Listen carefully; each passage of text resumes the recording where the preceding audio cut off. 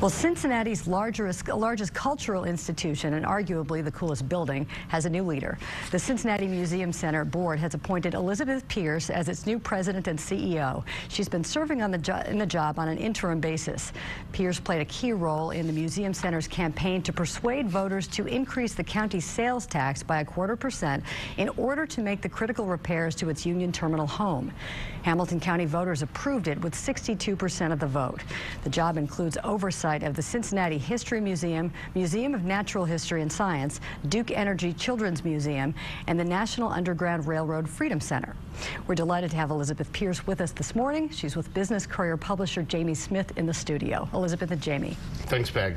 Elizabeth, thanks for being here today. Thank you for having me. Now, you've been at the Museum Center for about 8 years. Tell me, why did you want this job?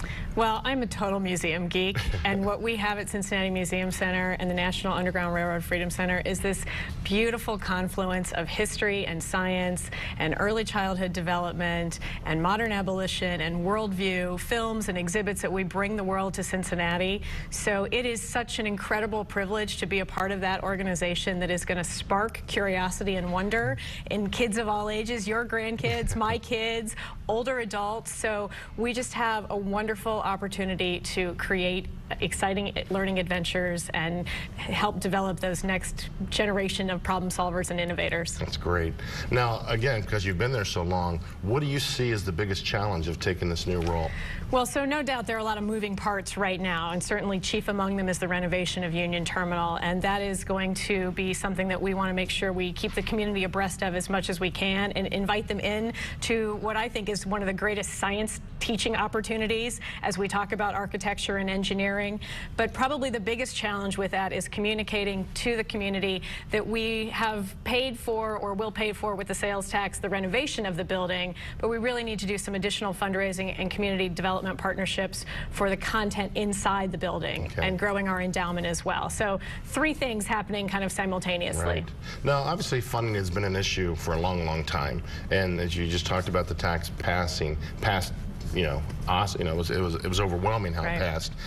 Why did that happen? I mean, what got behind it to make it so successful? Well, I think we have the two things that were taking place. I mean, we've been talking about the needs of this building for the better part of 10 years. So I think as the community began to understand and really internalize it, they knew what the need was. Second, people love what goes on inside this building, and they love the building. So what we heard on election day as people were walking into the polling places were, of course I'm going to vote for it. My dad was involved with the trains. My grandfather was involved with the construction. I bring my kids there twice a week. I take my grandchildren there.